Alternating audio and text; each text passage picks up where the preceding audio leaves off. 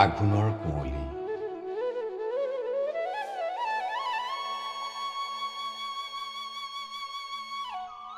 আঘোণৰ কুঁৱলীয়ে বাট ভেটি কৰিছে আমনি, একোকে নমনি। কুঁৱলী নথকা হলে দেখিলোহেঁতেন বা পতা সোণ বৰণীয়া ধানৰ আচল।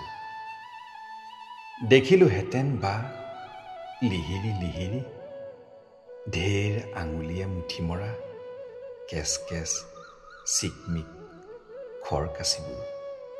দেখিলোহেঁতেন বা খোপা বন্ধা মূৰবোৰ ওপৰলে তুলিবৰে সময় নোপোৱা।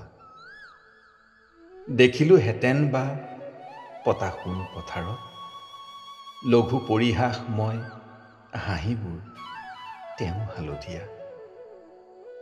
অলপ দূৰৰ পৰা নোচোৱাৰ ভাও ধৰি চাবওতো পাৰিলোহেঁতেন এইজাক দাৱনিৰ মাজতে আছিল নেকি সেউতীও মূৰ। আঘোণৰ কুঁৱলীয়ে বাট ভেটি কৰিছে আমনি, একোকে নমনি। তথাপিও নোৱাৰিনে গম ল'ব বাৰু এমুকুৰা তামোলৰ পিক ৰঙা উঠে উঠে ১৭ বছৰ হোৱা মুকতুল আঘোণৰ ডালিমী দাঁতত ডাঙৰি বন্ধাৰ লগ বিচাৰি বিৰিঙা তেল আৰু হালধিৰ যাহ বুলি ঠেলা মৰা খিলখিল হাঁহি। আঘোণৰ কুঁৱলীয়ে কৰিছে আমনি। আঘোণৰ পথাৰৰ দাৱনিৰ কাম আছে মুঠি মুঠি, কাচি ডাঙৰি ডাঙৰি কাম আছে। আঘোণৰ পথাৰত কাম আৰু কাম। আঘোণৰ আকাশেদি কোনোবা বিললে মন কাঢ়ি বনহাঁহ জাকি মাৰি গ'ল।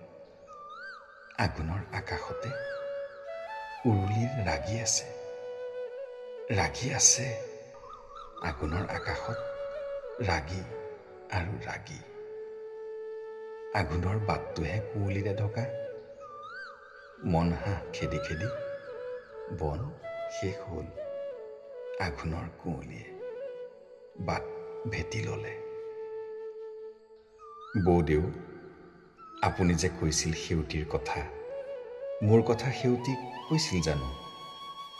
আঘোণৰ কুঁৱলীত ধাননি লুকালে, আঘোণৰ কুঁৱলীয়ে দাৱনি ঢাকিলে।